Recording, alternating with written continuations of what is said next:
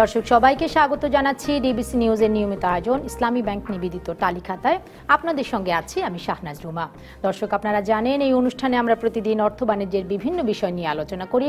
আজকে আমরা কথা বলতে চাই আমদানি শুল্কে চালের দাম চড়া এই বিষয়টি নিয়ে। আর এই নিয়ে কথা বলতে আজকে আমাদের সঙ্গে আছেন ঢাকা বিশ্ববিদ্যালয়ের অর্থনীতি বিভাগের সহযোগী অধ্যাপক মোহাম্মদ হেলাল। স্বাগত আপনাকে আমাদের আজকের স্টুডিওতে। দর্শক মূল সংবাদ জানানোর আগে আপনাদেরকে জানিয়ে দিতে চাই আজকের অর্থ বাণিজ্যের কিছু খবর। বাজেটে ২৮% আমদানি শুল্ক পুনর্বহালের পর বেনাপোল স্থলবন্দরে নতুন করে চাল আমদানি প্রায় বন্ধ। এই বন্দরে আগে প্রতিদিন ২০০ থেকে ৩০০ ট্রাক চাল আমদানি হলে এখন তা নেমে এসেছে ২০ থেকে ৩০ ট্রাকে। এদিকে রাজধানীর খুচরা বাজারে কেজিতে ৫ টাকা বেড়েছে চালের দাম। ব্যবসায়ীরা বলছেন বাজার নিয়ন্ত্রণে রাখতে সরকারের উচিত চালের মজুদের পাশাপাশি নজরদারি বাড়ানো। একই মত ভোক্তাদের সংগঠন ক্যাবেরও। দিনাজপুরে চলতি মৌসুমে সরকারের বোরো সংগ্রহ অভিযান চলছে জোরে সোরে। সরকারি ক্রয় মূল্যে সামঞ্জস্য এবং চাল কল মালিকদের কালো তালিকা থেকে প্রত্যাহার করায় এবার সরকারি খাদ্য গুদামগুলোতে শুরু হয়েছে চাল সরবরাহ।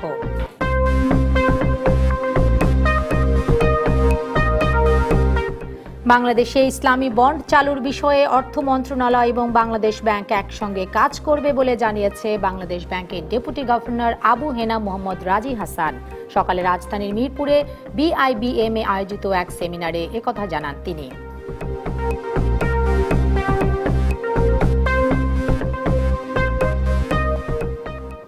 জানিয়ে দিলাম দিনের উল্লেখযোগ্য কিছু অর্থ বাণিজ্যের খবর। এবার আমরা ফিরছি আমাদের মূল আলোচনায়, যেটি বলছিলাম আজকে আমরা কথা বলতে চাই আমদানি শুল্কের চালের দাম চড়া আসলেই চড়া কিনা এবং সেটি শুধুমাত্র আমদানি শুল্কের বাড়ানোর কারণে কিনা। দর্শক সেটি খোঁজার চেষ্টা করব আজকের আলোচনায়। আমরা স্বাগত আপনাকে আমাদের আজকের আলোচনায়। আমরা বলছিলাম যে আমদানি শুল্ক বাড়ানোর ফলে চালের দাম বেড়েছে। একটু আপনার মতামত শুনে নিতে চাই যে যেই ২৮% হারে চালের শুল্ক বাড়ানোর প্রস্তাব করেছে আমদানির উপরে, সেটি আসলে কতটা বাস্তবসম্মত হবে আমাদের দেশের পার্সপেক্টিভে? ধন্যবাদ। আমদানি শুল্ক আরোপ করার কারণে যদি দাম বাড়ে তাহলে অনেক বেশি বাড়ার কথা। কারণ এই যেই দাম যেটা ছিল তখন, মানে শুল্ক বাড়ানোর আগ মুহূর্তে যা ছিল বা তখন আমদানির যে খরচ হতো, তারপরে যখন এই ২৮% যখন শুল্ক আরোপ হলো তাহলে অনেক বড় জাম্প হওয়ার কথা প্রাইস। সেটা হয় নাই, সেটা হওয়ার কথাও না। এখন যেটা হচ্ছে আপনার এখন আপনি যেটা বললেন যে স্টোরিটাতে যেটা আছে যে আমদানি হচ্ছে না, কারণ আমদানি শুল্করা আরোপ করার তো কারণটা এটাই ছিল যে আমদানি হবে না, তাই না? কারণ একটা সময় আপনার যখন আপনার হাওরের বাঁধ ভেঙে যখন ফসল নষ্ট হয়েছিল অনেক, তখন একটা ঘাটতি ছিল। সেই ঘাটতিটা পুষিয়ে নেওয়ার জন্য কিন্তু আপনার এটা সাময়িক বলা যায় আর কি, এটা দীর্ঘমেয়াদী এরকম একটা পরিকল্পনা ছিল না যে এটা একেবারে শুল্কমুক্ত করে দিবে। তো এখন সেজন্য করেছিল। আবার সেটা করার পরে যখন আপনার অনেক আমদানি কিন্তু আমদানি হয়েছে, তারপরে একটা পর্যায়ে সরকার মনে করেছে যে যদি আমদানি বাইরে থেকে এত হতে থাকে তাহলে যদি সরবরাহ বেড়ে যায় বাজারে তাহলে দাম কমে যাবে। তো দাম কমে গেলে যেটা হয়, যারা কৃষক এবং উৎপাদন দিকে যারা আছে তারা লাভবান হবে না। দাম কমে গেলে ভোক্তা লাভবান হবে। এখন সরকার যখন আপনার দাম নির্ধারণের জন্য যে নীতি গ্রহণ করে, সেখানে সবসময় থাকে যে ভোক্তা যেন একটা সহনশীল দামে কিনতে পারে এবং একই সময়ে মানে যারা উৎপাদনকারী যারা কৃষক তারা যেন মোটামুটি একটা ভালো দাম পায়। ন্যায্য মূল্য আমি বলবো না, কারণ ন্যায্য কথাটা অর্থনীতিতে আসলে ডিফাইন্ড না, আনডিফাইন্ড। আসলে ন্যায্য কি? হ্যাঁ, কিন্তু একটা রিজনেবল প্রাইস আমরা আশা করি। এবং আমরা জানি যে ভোক্তা যে দামটা দিচ্ছে সেই দামটা একটা ফ্র্যাকশন। হ্যাঁ, আপনার ধরেন হয়তো 55, 60 কিংবা 65% হয়তো আপনার কৃষক পায়। চালের ক্ষেত্রে তার একটু বেশি, আর বেশিরভাগ ক্ষেত্রে আপনার ওই পণ্যটা আপনার কৃষক থেকে আপনার ভোক্তার কাছে আসতে গিয়ে মাঝখানে যে হাতগুলো আছে, আমরা অনেক সময় দেখেছি একটা মধ্যসূত্রী ভোগী বলে একটা শব্দ ইউজ করি। এটা খুব নেতিবাচক হয়ে গেছে আসলে শব্দটা। আমার মনে হয় যে আমরা যখন অ্যানালাইসিস করি মনে হয় যে কৃষকের কাছ থেকে হাত বাড়ায় অবধি ভোক্তা নিয়ে নিতে পারে এবং মাঝখানে যারা আছে এরা অপ্রয়োজনীয়ভাবে থেকে জোর করে আমাদের কাছ থেকে নিয়ে যাচ্ছে, এরকম মনে হয়। এটা মনে হয়, কিন্তু আমি বলছি যে এদের যে আপনার দাম যখন বাড়ে তাদের যে কোনো ভূমিকা থাকে না সেটা বলছি না, কিন্তু এরা কোনো রোল প্লে করছে না। মাঝখান থেকে খালি একটা মানে মাঝখান থেকে সত্য নিয়ে যাচ্ছে, এটা ব্যাপার না। কারণ ওই ধানগুলো যখন আপনার সুনামগঞ্জে হয়, গ্রাম থেকে আপনার কালেক্ট করা হয়, কালেক্ট করে আপনার একসাথে আপনার সিদ্ধ করা হয়, তারপরে যখন এটাকে আপনার ভাঙানো হয়, ভাঙায় যখন আপনার আলাদা করা হয় চাল থেকে। আচ্ছা, একটু ইন্টারাপ্ট করি, যে আপনি বলছিলেন আলোচনার একেবারে শুরুতেই যে যেই অর্থে আসলে বা যেই পরিমাণ শুল্ক বাড়ানো হয়েছে সেই পরিমাণ কিন্তু চালের দাম বাড়েনি, যেটা আমরা নিজেরাও দেখলাম যে 2% আমদানি শুল্ক ছিল, সেখান থেকে বাড়িয়ে 28% করা হয়েছে, বেশ বড় সংখ্যা। কিন্তু চালের দাম কিন্তু আমরা দেখছি যে কেজিতে 5 টাকার মতো করে বেড়েছে। কারণ হচ্ছে কি আপনার বিশ্ববাজারের সাথে এক পারতো না, মানে একই লেভেলে তো আমাদের দাম ছিল না। কারণ আমরা তো আমাদের মূল কনজাম্পশনটা কোথা থেকে আসে, কৃষকের উৎপাদন থেকে আসে। 3 কোটি 3.5 কোটি যদি আমাদের উৎপাদন হয়, সেখানে এর মধ্যে যদি আমরা 20-30 লাখ টন যদি আমরা নিয়ে আসি, কত লেস দেন 10%, তাহলে মেইনলি তো আমাদের যে মার্কেটটা, আমাদের কনজাম্পশন, সেটা আমাদের যে মানে আভ্যন্তরীণ যে উৎপাদন তার উপর নির্ভরশীল। তবে কখনো কখনো যদি এমন হয় যখন ঘাটতি হয়, তখন ওই যে আপনার 30 লাখ টন বাইরে থেকে বা 20 লাখ টন বাইরে থেকে নিয়ে আসছেন, সেটাই আপনার দেখছি বাজারের প্রাইস ধার্য করে। কেন? কারণ সবাই যখন জানে ঘাটতি আছে, তখন মনে করে দাম উঠে যাবে।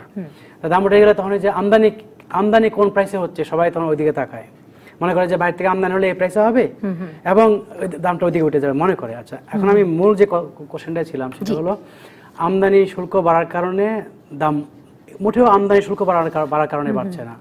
আমদানি শুল্কের প্রভাব পড়তে গেলে তো অনেক বাড়তে হতো।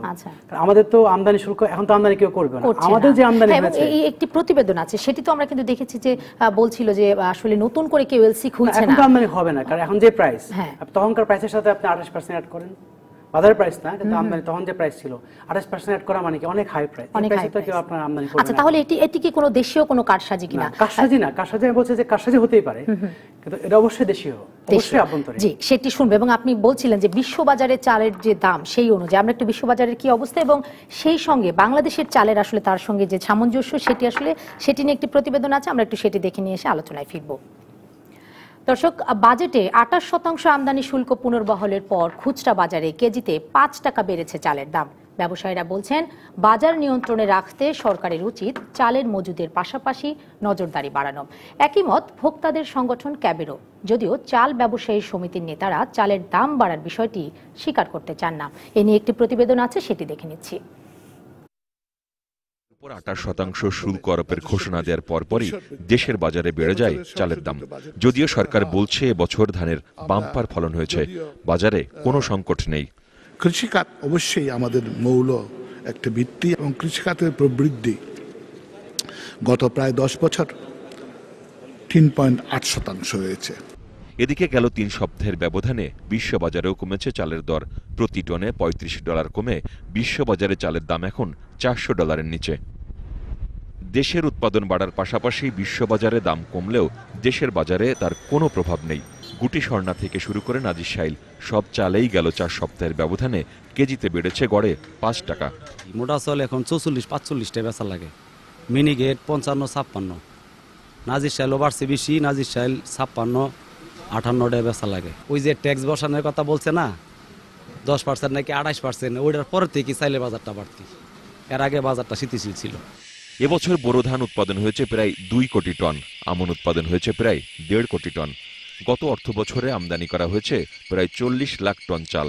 চালের বাজার আপনার গত 1 মাসে যা ছিল, ট্যাক্স বাড়ার পরও আপনার একভাবে স্থিতিশীল আছে, এবং পর্যাপ্ত পরিমাণ আমাদের বাংলাদেশে কৃষকের কাছে ধান আছে, যারা মিল মালিক তাদের কাছে চাল আছে, চালের কোনো ঘাটতি নেই।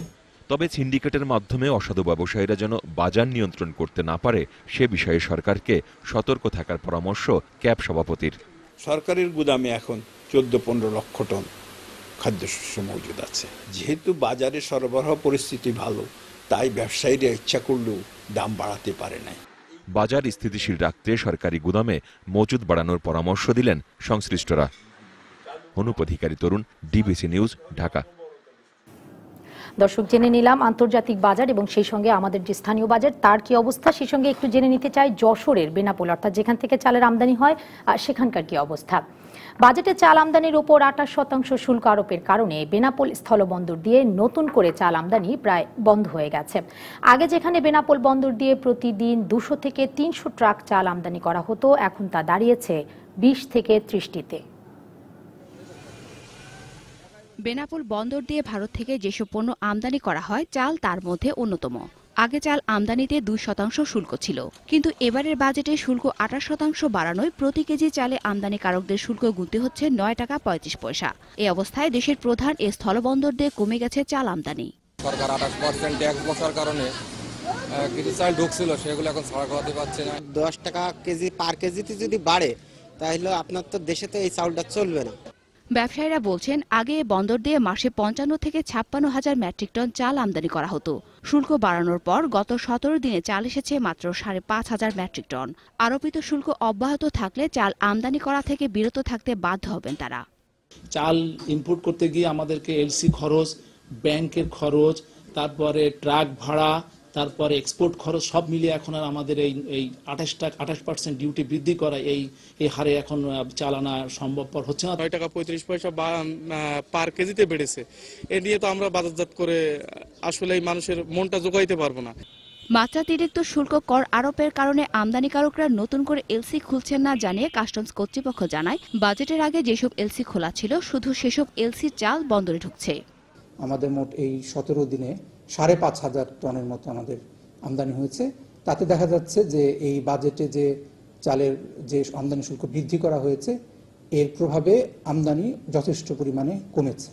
চাল আমদানি ও রাজস্বের কথা বিবেচনা করে সরকার বর্ধিত শুল্ক প্রত্যাহার করবে এমন আশা আমদানিকারকদের।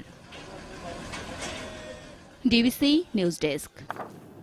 জি, আমরা দেখে নিলাম দুটি প্রতিবেদন। একটি আমরা দেখলাম আমাদের স্থানীয় যে বাজার সেটির কি অবস্থা, এবং আন্তর্জাতিক বাজারে যেটি বলছিলাম যে আন্তর্জাতিক বাজারে যে চালের দাম তার থেকে খুব বেশি একটা পার্থক্য নেই। আর দ্বিতীয় যে প্রতিবেদন সেটি আমরা দেখলাম যে যশোরের বেনাপোল বন্দরের কি অবস্থা। সেখানেও একজন ব্যবসায়ী তিনি বলছিলেন যে আসলে বাজেটের যে শুল্ক 28% হয়েছে তার কারণে নাকি বেড়েছে, এবং যেটি দেখছিলাম যে আমদানি অনেক বেশি কমে গিয়েছে।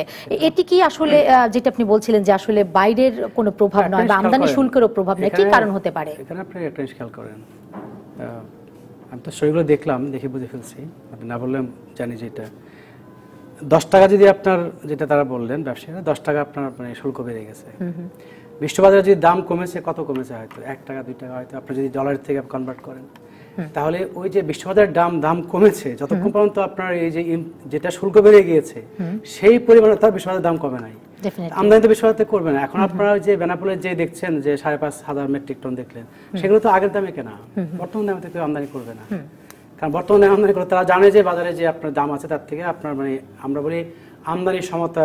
কিন্তু সেটিও তো আমরা দেখছিলাম, বলা হচ্ছিল যে এখন আর নতুন করে আমদানি হচ্ছে না, আগের প্রাইসে যারা আপনার এলসি দিয়েছিল, আগে যারা আগে লক করেছিল সেই প্রাইসে আসতেছে, এখনকার আসবে। তার মানে কি বিশ্ববাজার থেকে আমদানি হবে না, তার মানে বিশ্ববাজার আমাদের জন্য রিলেভেন্ট না এখন।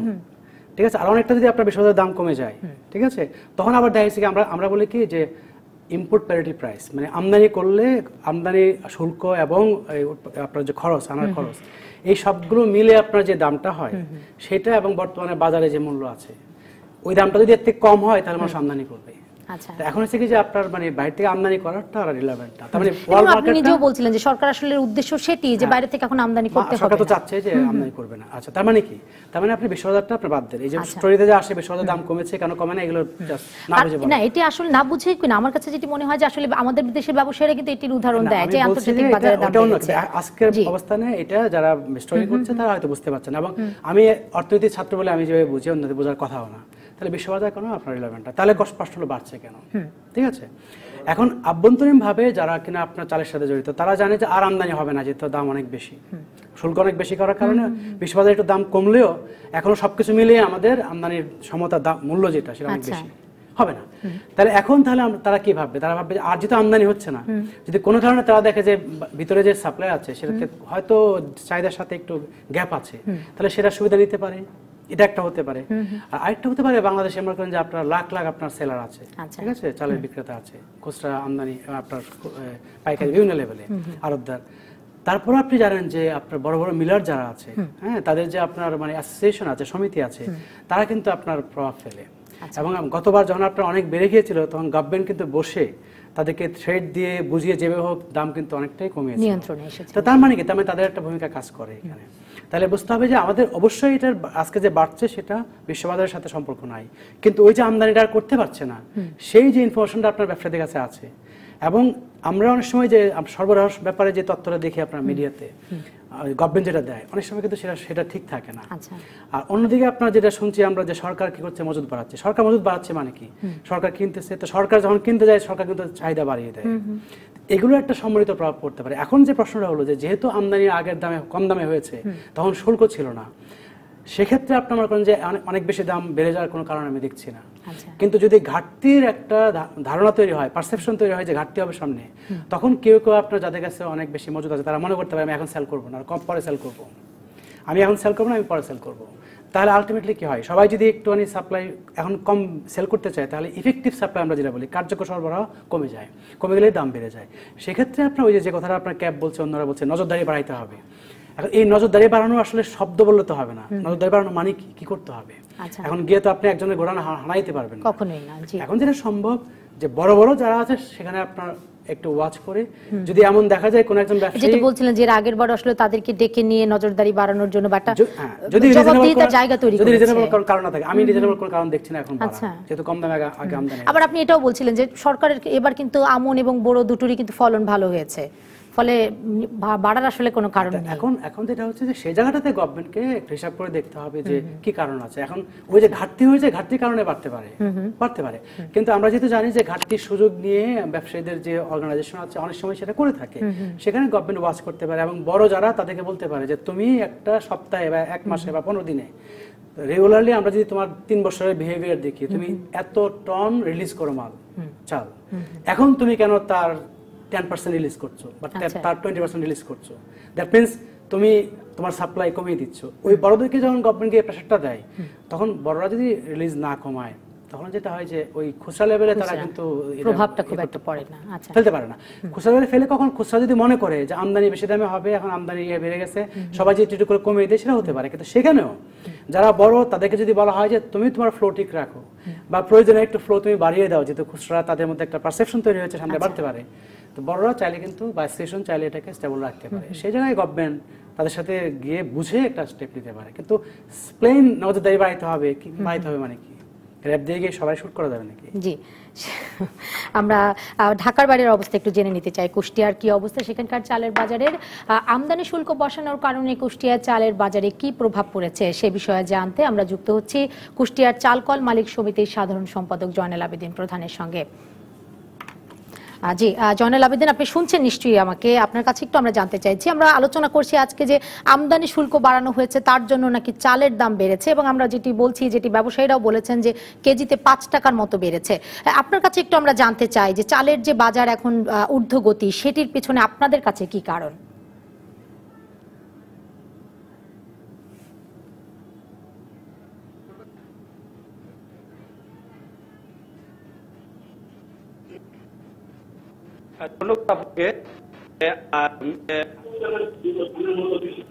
আপনি জানেন যে ওই সময়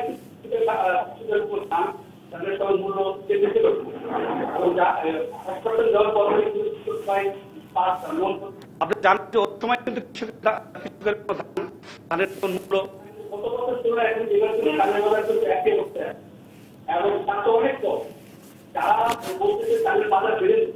আসলে আমাদের কুষ্টিয়া রোগামের কথা বলি, আমাদের কুষ্টিয়া রোগামে কিন্তু চালের দাম বাড়ে না, অনেকে চাল বিক্রি করতে পারতেছে, কিন্তু চাল অনেক টাকা চলে আসে।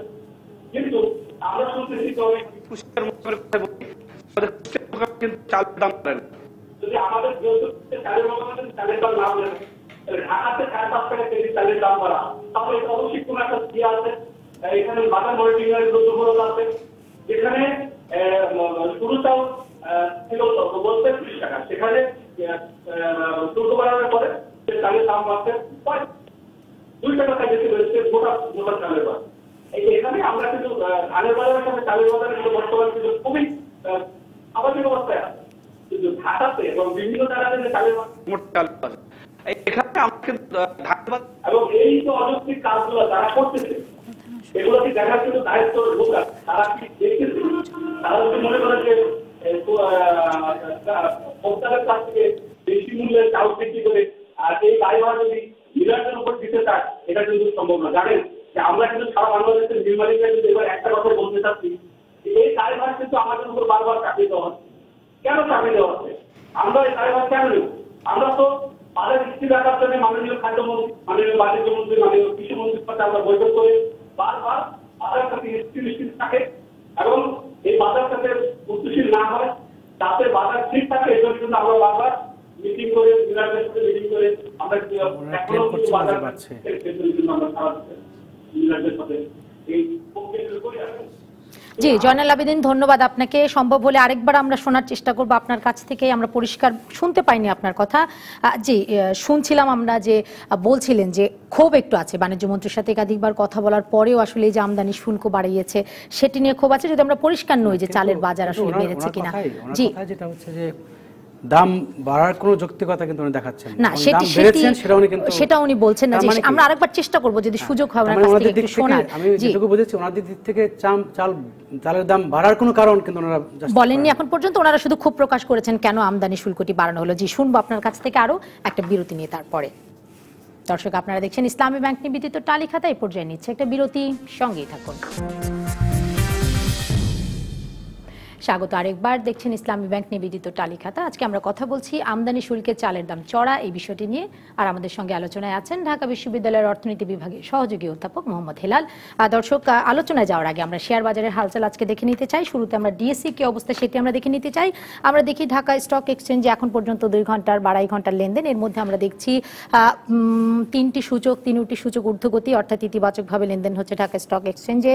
মূল সূচক সেটি আমরা দেখছি 58 পয়েন্ট অর্জন করেছে, এই মুহূর্তে 5331 পয়েন্ট অবস্থান করছে। পরের যে সূচক ডিএসিএস সরিয়া ভিত্তিক যে সূচক সেটি 14 পয়েন্ট অর্জন করেছে, অবস্থান করছে 1250 পয়েন্টে। বাছাই সূচক ইন্ডেক্স টিএসটি 30 সেটি 20 পয়েন্ট অর্জন করেছে, অবস্থান করছে 1914 পয়েন্টে।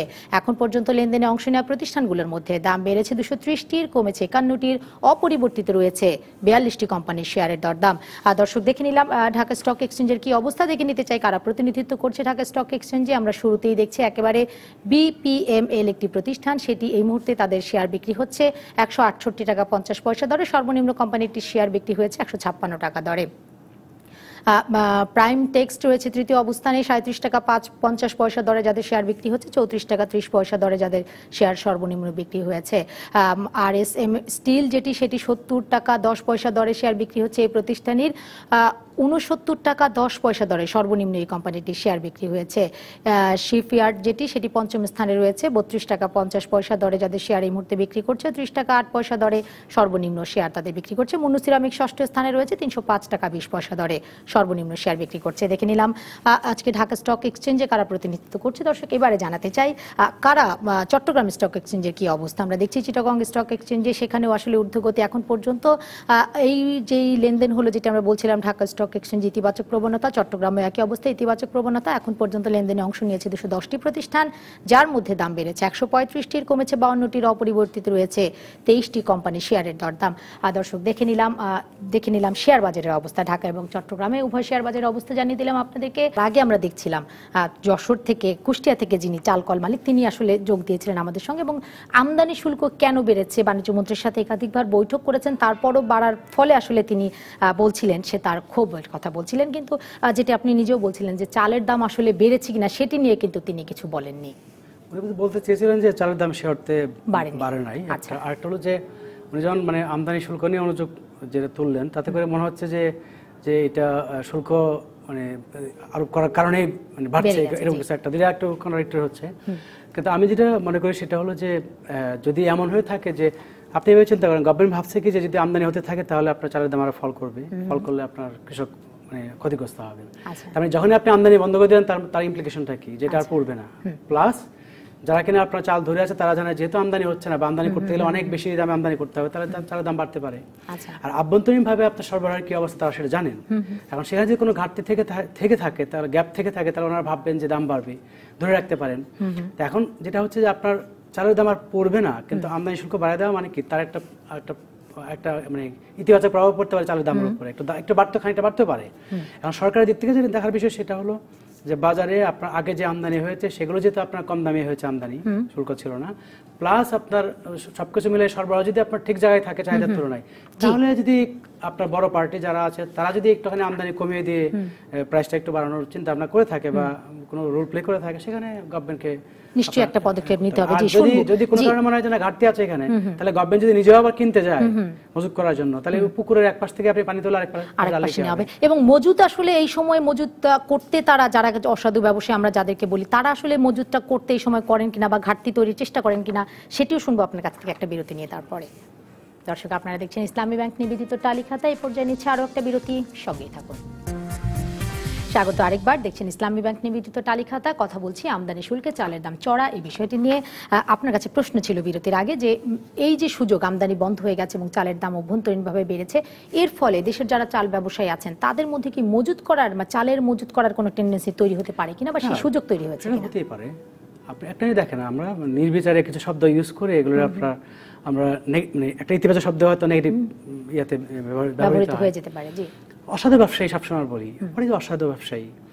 আমি ব্যবসা করছি প্রফিটের জন্য। আজকে যদি আমি কোনো কারণে মনে করি আমার একটা পণ্য আমার মনে হচ্ছে 1 মাস পরে এটার দাম অনেক বেড়ে যাবে, হ্যাঁ আমি 1 বস্তা হয়তো বেশি কিনে রাখতে পারি যে 1 মাস পরে আমি বেশি দামে সেল করবো, আমি স্পেকুলেট করছি যেটা বাড়তে পারে পরে। এটা তো আপনার ব্যবসার মার্কেট ইকোনমির একেবারে রন্ধ্রের মধ্যে বেসিক প্রিন্সিপাল, এটা করতেই পারে। এটা আপনি অসাধু বলতে পারেন না। তাহলে অবশ্যই অসাধু আছে, আমি যে অসাধু নাই তা না বুঝি, আমি তার মানে কি এটা অসাধু না। আবার আপনি দেখেন যে যখন আপনি দেখলেন যে প্রচুর আপনার যে ফলন হয়েছে, একজন কৃষকের আপনার যে খরচ তার থেকে কম দামে আপনার আম বিক্রি হচ্ছে, তাহলে আপনি একজন ভোক্তা আপনি কি সেই সুযোগ নিচ্ছেন না? তার মানে অতিরিক্ত সরবরাহ থাকলে আপনি তার সুযোগ নিচ্ছেন, কম দামে আপনি উৎপাদনের খরচে কম দামে আপনি কিনে খাচ্ছেন। আবার যখন অতিরিক্ত যখন আপনার ঘাটতি থাকবে, যখন অতিরিক্ত চাহিদা থাকবে, তখন যে কিনা সরবরাহ দেয় সে হয়তো সেই সুবিধা নিবে অবশ্যই। তাহলে যে আম ব্যবসায়ী একবার হয়তো লুজার হচ্ছে কিন্তু আরেকবার লাভ করবে, সেজন্য আমি এভাবে বলা যাবে না। অসাধু আমি কোনটাকে বলি, সেটা হলো আপনি একজন বড় ব্যবসায়ী, আপনি ব্যবসায়ীদের নেতা, আপনি অনেক বেশি আপনার মজুত করতে পারেন, তারপরে সবাইকে ডাক দিয়ে বলেন এই তোরা কেউ সেল করবে না, আমি সেল করবো না, তাহলে আর্টিফিশিয়ালি আপনি কি করলেন, আপনি রিলিজ করা বন্ধ করে দিলেন চা, তখন আপনার কি হলো একটা হিউজ ঘাটতি তৈরি হলো। সেইখানে আসলে সরকারের পদক্ষেপটা কি হতে পারে? আমরা শেষ পর্যায়ে চলে এসেছি। তাহলে আপনি যে কথা ওখানে আপনার গভর্নমেন্টকে দেখতে হবে যেটা কি আসলে সাধারণ ব্যবসায়ী যারা তারা কি আপনার স্পেকুলেট করে অল্প একটু করছে বলে সেটা হচ্ছে, তাহলে বেশি দূর উঠবে না, নাকি বড়রা যারা তারা হিউজ পরিমাণে আপনার ছোটদের কাছ থেকে নিয়ে কম্পাইল করে রেখে এখন ছাড়ছে না আর ছড়াচ্ছে যে না ঘাটতি হবে, হ্যাঁ কারণ আমদানি শুল্ক বন্ধ, তখন আপনার হচ্ছে কি যে আবার নতুন করে স্পেকুলেশন তৈরি হবে, ছোটরাও ধরে রাখবে। সেই জায়গাটায় গভর্নমেন্টকে দেখতে হবে যে কেউ কিরকম প্লে করছে, যদি সেরকম প্লে করে থাকে তাহলে অবশ্যই গভর্নমেন্টকে যেতে হবে, এটা মার্কেটের ফাউল প্লে। ডেফিনেটলি। জি, অসংখ্য ধন্যবাদ আপনাকে আমাদের আলোচনা আজকে সময় দেওয়ার জন্য। দর্শক, এই ছিল ডিবিসির ইসলামী ব্যাংক নিবেদিত আজকের টালি খাতা। ডিবিসির সঙ্গে থাকুন 24 ঘন্টা।